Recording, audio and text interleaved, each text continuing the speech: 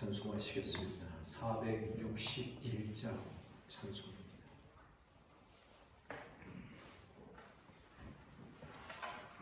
461장으로 찬송하겠습니다.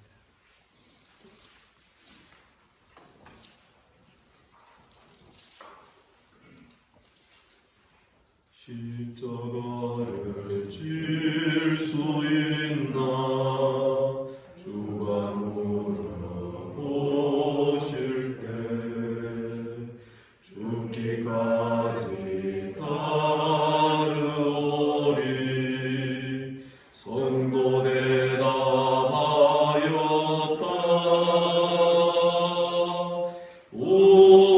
우리의 심령 주의 것이니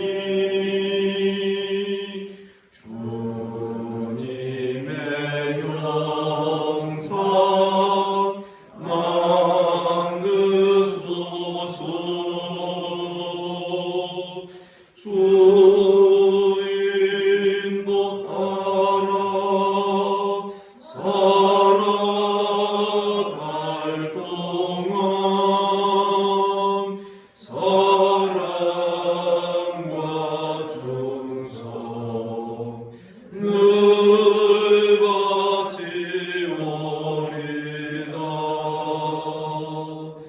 너는 기억하고 있나 구원 마른 강도를 그가 회개하였을 때 나은 허락받았다.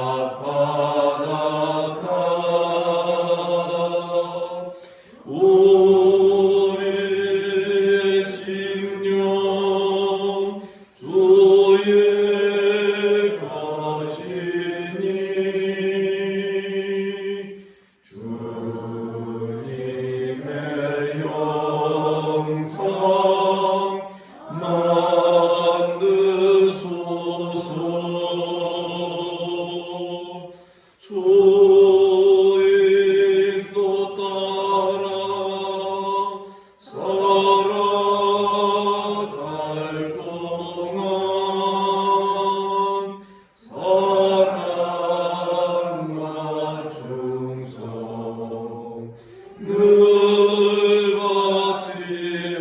바치오리다.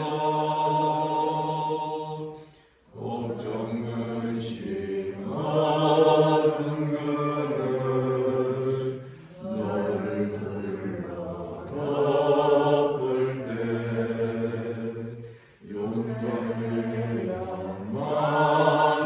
맡기겠나 최우승님 믿으며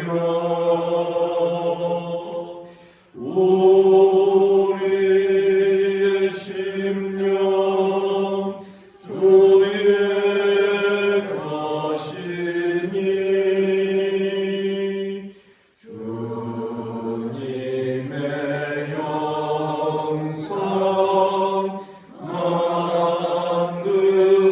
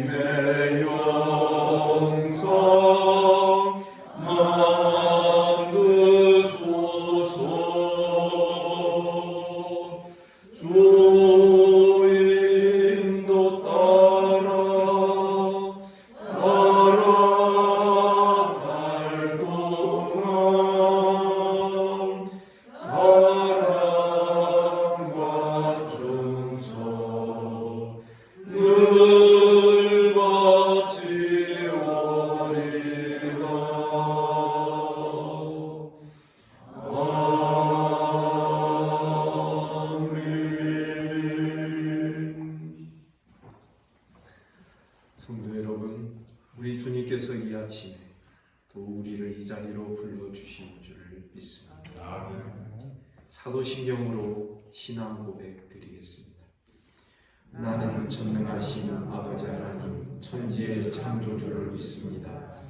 나는 그의 유일하신 아들 우리 주 예수 그리스도를 믿습니다.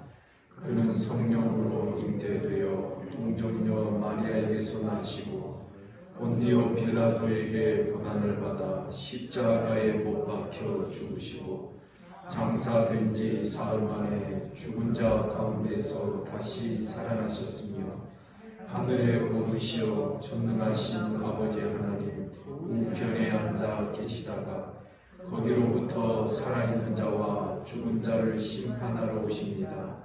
나는 성령을 믿으며 거룩한 공교회와 성도의 교제와 죄를 용서받는 것과 몸의 부활과 영생을 믿습니다. 아멘.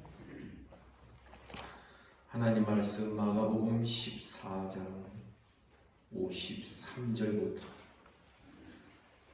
마지막 72절까지 교독하시겠습니다. 14장 53절입니다.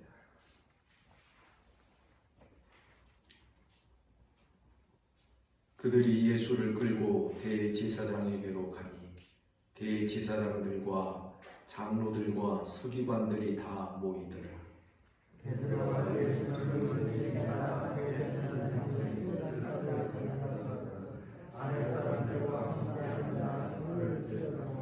대제사장들과 온 공회가 예수를 죽이려고 그를 칠 증거를 찾되 얻지 못하니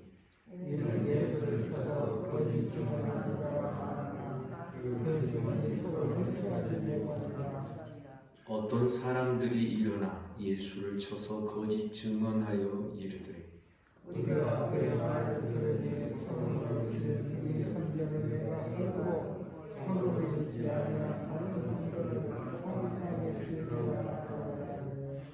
그 증언도 서로 일치하지 않더라. 대제사장이 그들의 그로부터 내게 이르되 너는 아무 죄라도 없느냐 인사자들에게 죄를 지은 것 침묵하고 아무 대답도 아니하시거늘 대제사장이 다시 물어 이르되 네가 찬송받을 이의 아들 그리스도냐?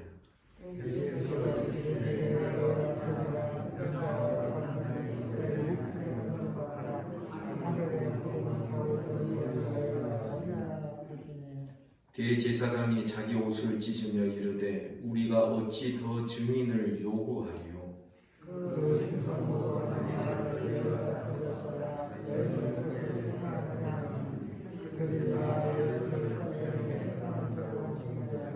어떤 사람은 그에게 침을 뱉으며 그의 얼굴을 가리고 주먹으로 치며 이르되 선지자 노릇을 하라 하고 하인들은 손바닥으로 치더라.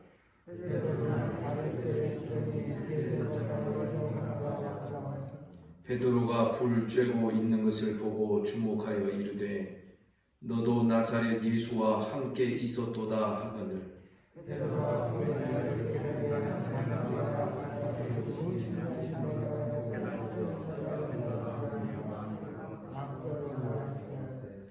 여종이 그를 보고 곁에 서 있는 자들에게 다시 이르되 이 사람은 그 도당이라 하되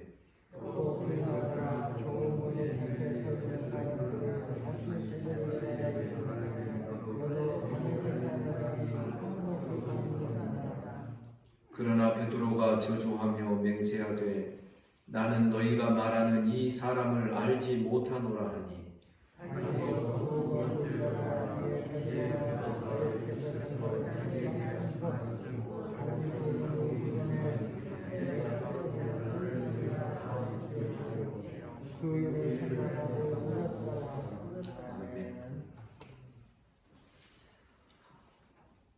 53절부터 65절까지에서는 예수께서 대제사장의 무리들 앞에 서시고 아주 급히 사내들인 공회가 소집이 되어 그들 앞에서 신문을 받고 빌라도에게 넘겨주기로 결정이 되는 사건이 기록되어 있습니다.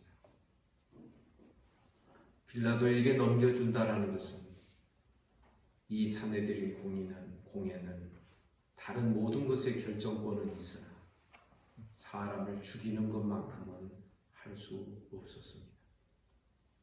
그래서 빌라도에게 넘겨준다는 것은 이제 죽이기로 결정을 하고 작심을 했다라는 것을 의미합니다. 베드로는 붙잡혀가는 예수님을 멀찍이 따라가며 대제사장의 집 뜰 안까지 들어가게 됩니다. 이때 요한 제자의 그 역할, 다른 복음서에 보면 분명히 대제사장의 어떤 가정과 인척 관계가 있었던 것으로 추측이 됩니다. 그래서 아무나 대제사장의 뜰에 들어갈 수 없었는데 이 요한의 어떤 주선으로 베드로는 이 뜰까지 들어갈 수 있었던 것입니다. 아랫사람들과 함께 앉아 불을 쬐고 있는데 대제사장들과 온 공회가 예수를 죽이려고 그를 칠 증거를 찾지만은 얻지를 못하였다. 그러다가 어떤 사람이 일어나 예수를 쳐서 거짓 증언을 하여 말합니다. 58절 우리가 그의 말을 들으니 손으로 지은 이 성전을 내가 헐고 손으로 짓지 아니한 다른 성전을 사흘 동안에 지으리라 하더라. 사실 이 말씀은 우리들 눈에 확 들어오는 말씀 아닙니까? 왜냐하면 너무나도 주님께서 행하신 일을 정확하게 말하고 있는 대목이기 때문에 그렇습니다. 손으로 지은 성전을 헐라. 요한복음 2장에서 우리 주님은 분명히 말씀하셨습니다. 너희가 이 성전을 헐라. 사람의 손으로 만든 이 성전. 이 성전이 헐어지게 되며 사흘 만에 새 성전이 일으켜질 것입니다. 요한복음 2장에 기록되어 있는 내가 사흘 만에 성전을 다시 일으키리라. 일으킨다라는 이 표현은 예수님의 부활과 관련되어 있는 단어입니다. 주님께서 죽음 가운데 일으키심을 받는 이 에게이로라고 하는 이 단어가 바로 예수님의 부활과 관련 있는 말씀인 것입니다. 히브리서는 분명히 우리에게 가르쳐 줍니다. 이 지상의 것이 한 번은 폐하여져야 했던 것입니다. 사람의 손으로 지은 이 성전이 폐하여지게 됩니다. 이 지상의 성소, 이 지상의 성전, 여기서 예수께서 대제사장 노릇하실 것이었으면 이 땅에는 레위 족속 아론의 자손의 이 제사장의 계열이 있기 때문에 여기서는 그렇게 하실 필요가 없는 것이죠.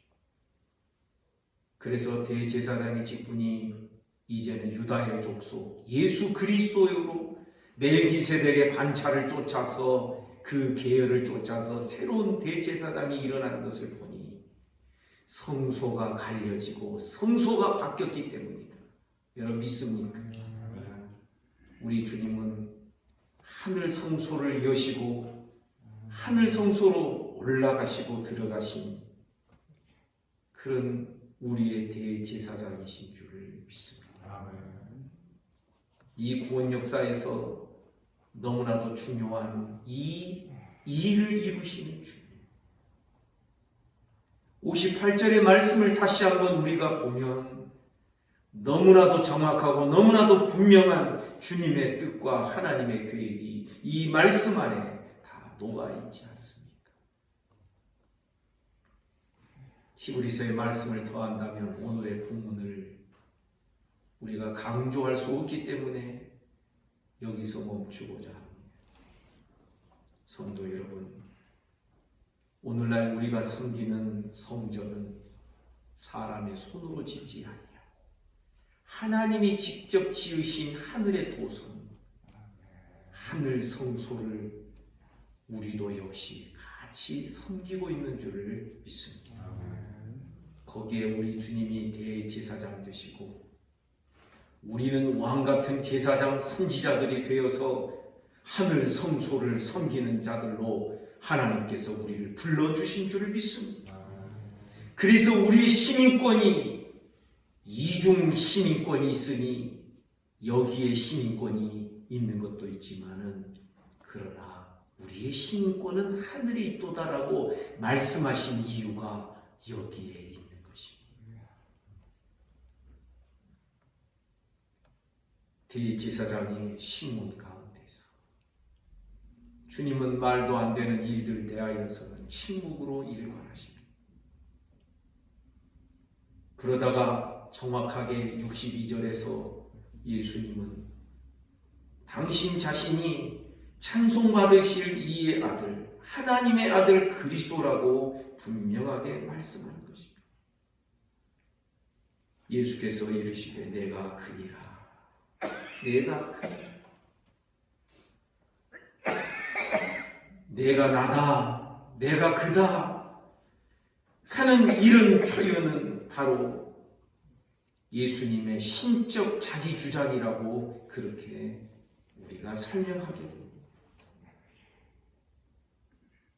마치 출애굽기 3장에서 모세가 하나님의 이름을 물었을 때 하나님도 이런 표현을 쓰십니다. 우리 성경으로는 나는 스스로 있는 자니라 이렇게 말씀하고 이렇게 번역하고 있지만은 사실 그 부분을 우리가 간략하게 번역하면 나는 나다 이런 표현이 되는 것입니다.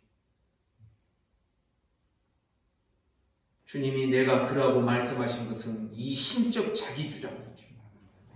이 어법은 하나님만이 사용하실 수 있는 자기에 대한 표현이 되는 것입니다. 내가 그니라. 인자가 권능자의 우편에 앉은 것과 하늘 구름을 타고 오는 것을 너희가 보리라. 비록 이 지상에 불법의 재판정에 서서 재판을 받고 있지만 우리 주님은 구원 역사의 저 멀리를 바라보시면서 인자가 구름 타고 다시 올 그 사건 그때를 응시하고 그때를 말씀하고 있는 것입니다. 여러분, 신앙은 어떤 것입니까? 신앙은 말씀의 지점을 바라보는 것입니다. 내 발끝만 쳐다보고 먹고 사는 일, 여기에 취해서 살고 여기에서 아등바등하며 사는 것이 신앙이 아니라, 비록 우리는 이 지상에 발을 딛고 살고 있지만 우리의 시선은 늘 하늘을 응시하며 살고 주님 다시 오시는 그 지점을, 말씀이 가르쳐 주시는 그 지점을 우리는 늘 바라보며 고대하는 신앙 되기를 주님의 이름으로 축복합니다. 사랑 여러분, 그래서 우리는 믿음의 주요 온전케 하시는 분이신 예수를 바라보자. 믿음의 창시자요, 우리의 믿음의 종결자요, 완성자가 되시는 그 주님을 바라보는 이것이 히브리서 수신자들처럼 영적 침체에 빠져 있고 그저 늘 거기서 거기인 것 같은 그런 답답한 신앙 속에 사로잡혀 있는 자들이 그 침체에서 빠져나올 수 있는 유일한 출구와 방식이 믿음의 주요 온전케 하시는 분이신 예수를 바라보는 것이라는 것을 성경이 우리에게 가르쳐 주고 있는 것입니다. 사랑 여러분, 이 고난의 주간에 우리는 더욱더 주님을 주목하며 주님을 바라보기를 간절히 소원합니다. 주님이 우리의 가슴에 크게 각인이 되는 이 한 주간이 되어야 할 것입니다. 여러분, 우리가 어떻게 세상의 유혹을 이길 수 있고 마귀의 미혹을 이겨낼 수 있겠습니까? 그것과 우리가 아둥바둥 싸워서 이길 수 있겠습니까? 아닙니다. 더 크신 주님을 더 크게 바라보며 주님의 그 은혜와 사랑과 능력이 성령으로 내 마음속에서 그 어떤 유혹보다도 강하게 역사될 때에 우리가 거기서 비로소 이겨내는 법을 배우고 경험하게 되는 것이지. 여러분, 내 신앙이 굳세어져서 내가 이겨내고, 여러분, 자기를 주목하는 자는 자기 중심적이 될 수밖에 없고, 말씀을 들어도 여러분 그 말씀을 내가 유리한 쪽으로 도입하고 내가 원하는 쪽으로 해석하여 받아들이지, 그 말씀 앞으로 내가 나아가서 그 말씀 위에 내가 깨어지고 부서지는 것을 우리는 감당할 수 없는 자가 되면 곤란한 것입니다. 사람들의 모독을 받으시는 주님이십니다. 침을 뱉습니다. 뺨을 때리면서 누가 널 때렸는지 네가 알아맞혀봐라. 선지자 노릇하라. 그 사이에 마당에서는 주의 말씀이 또 한 번 성취되고 이루어지고 있었습니다. 베드로가 3번 주님을, 마지막 3번째는 71절에 보니 저주하며 맹세합니다. 나는 너희가 말하는 이 사람을 알지 못하다. 여러분, 공식 같은 이야기가 여러분 마음에 새겨져야 돼요. 여러분, 나를 부인하지 않으면 반드시 주님을 부인하게 되어 있습니다. 나를 주장하면요, 반드시 주의 말씀을 거절하고 주의 말씀을 부인하게 되어 있습니다.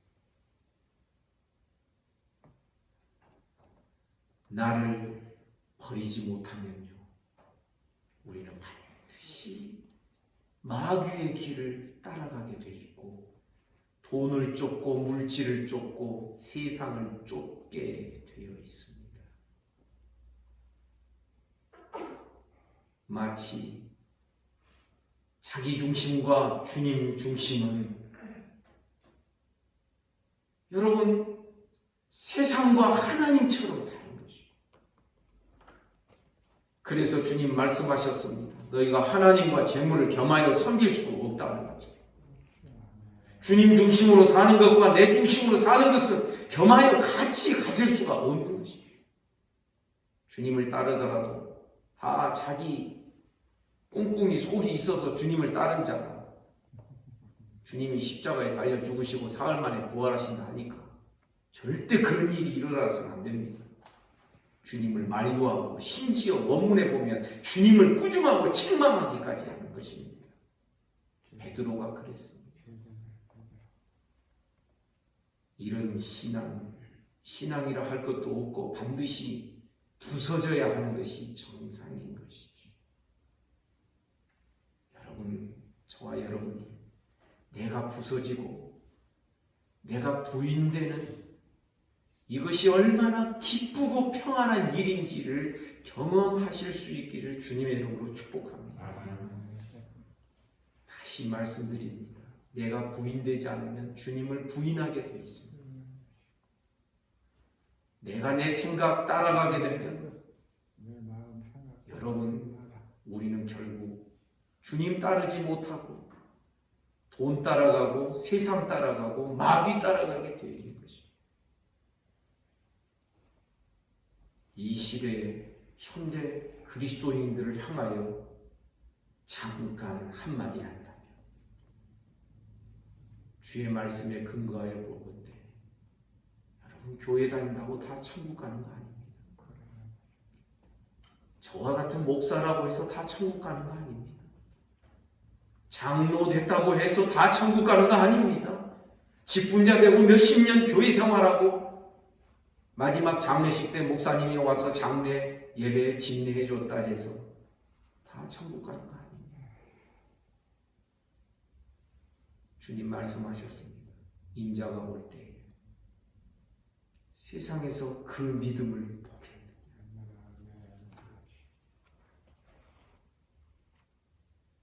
자칭 믿음이 있다고는 하나, 그러나 주님이 보시는 그 믿음이 아니라는 것을 누가복음 18장에서 바리새인의 기도와 세리의 기도 비유에서 주님이 말씀하신 것입니다. 베드로의 장담했던 이야기.